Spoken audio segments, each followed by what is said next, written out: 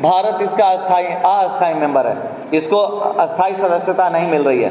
अस्थायी सदस्यता जिसको मिली है उसको स्पेशल पावर मिला है, और वही पावर जो है वीटो पावर कहलाता है। भारत को इससे अलग कर दिया गया था। भारत में सबसे पहले परमाणु नीति को जो है, भारत ने अपनी परमाणु नीति को बिल्कुल अलग रखा।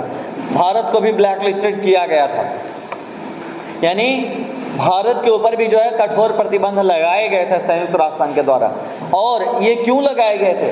सबसे पहले भारत में परमाणु परीक्षण हुआ था 1974 ईस्वी में। उसके बाद दूसरा परमाणु परीक्षण कब हुआ?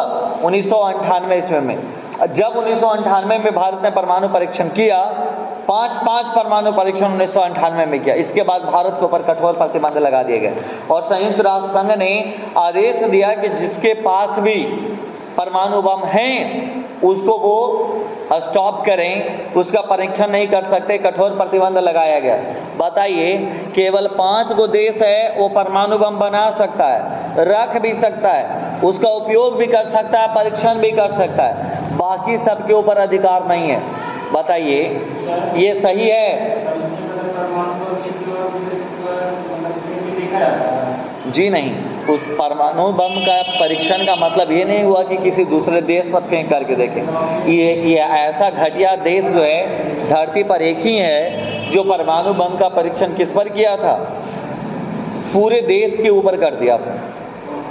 धरती पर ऐसा और कोई घटिया देश जो है दोबारा उत्पन्न नहीं हुआ। मैंने माना कि इसमें जापान की कुछ गलती थी, जापान का कुछ गलती था। 6 अगस्त 1945 ईस्वी को जापान का एक शहर था हिरोशिमा, उसको पूरी तरह से बर्बाद कर दिया उसने।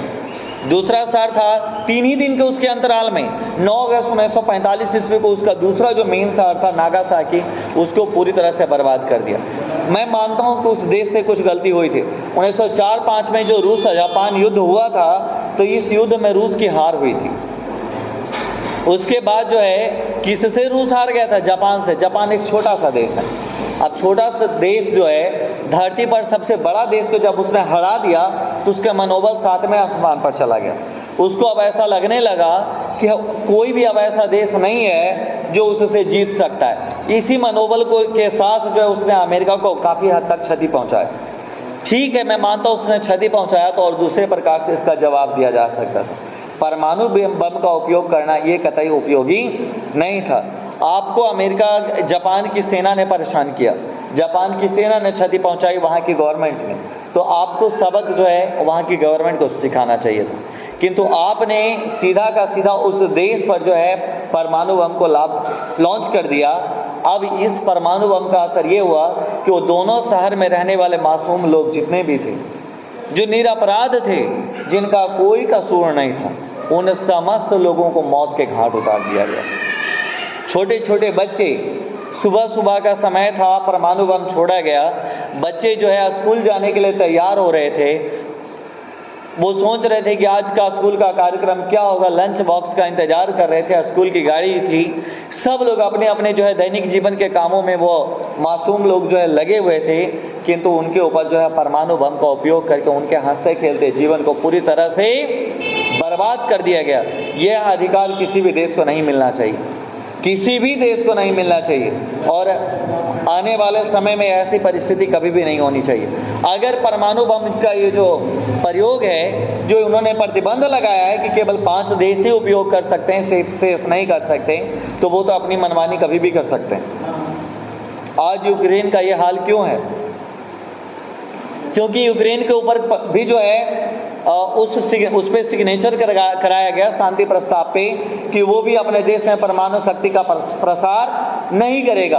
अगर आज उसके पास जो है ना न्यूक्लियर पावर होता और तमाम वो चीज़ें होती, तो आज जो है रूस जो है उनके ऊपर ऐसा व्यवहार ना कर रहा होता, क्योंकि वो निर्बल और एक कमज़ोर देश के रूप में रहा, तभी ना उसके ऊपर अत्याचार किया जा रहा है। अगर उसके पास रहता तो वो पूरे के पूरे कठोरता पूर्वक जो है उस देश के साथ क्या करता, अपना बचाव करता, अपनी लड़ाई वो खुद लड़ता, किसी अन्य के भरोसे जो है वो लड़ाई नहीं लड़ता। कहते हैं कि दूसरे के कंधे पर बंदूक रखकर जो आप कब तक जो है युद्ध लड़ सकते हैं, है ना? अपने भरोसे कभी भी युद्ध जीता जाता है। भारत ने साफ इसका नकार दिया, बोला कि ये गैर कानूनी है। मैं ऐसे प्रस्ताव पे कभी भी सिग्नेचर नहीं करूंगा जिसमें एक तरफा व्यवस्था हो। अगर ऐसा सिस्टम बनाते हैं तो जो विश्व के 5 जो वीटो देश हैं, इनके पास भी जो है परमाणु बम नहीं होना चाहिए। आप भी अपने पास जो परमाणु बम है उसको डिस्ट्रॉय कीजिए, तब हम भी इस पर सिग्नेचर करेंगे। और भारत ने खुला एक पैगाम दिया है कि हमारे पास जो परमाणु शक्ति है हमने बनाया है और हम इसका उपयोग भी करना जानते हैं और उपयोग करेंगे। लेकिन हाँ, भारत का एकमात्र उसूल है और वो ये है कि पहला उपयोग हम नहीं करेंगे। हमने परमाणु बम बनाया है, हमारे पास परमाणु शक्ति है, लेकिन पहला उपयोग हमारा नहीं होगा। यानी कि हम अपना शांति प्रस्ताव के लिए, हम हमेशा शांति के लिए आगे हैं। संयुक्त राष्ट्र संघ ने जब भी जो है किसी भी देश में युद्ध हुआ है और वहां पर शांति व्यवस्था कायम करने के लिए भारत सरकार से सेना की सहायता मांगी है, भारत सरकार सबसे पहले उस श्रेणी में खड़ा हुआ है। सेना भेजने में सबसे पहला देश जो है भारत हमेशा आगे रहता है।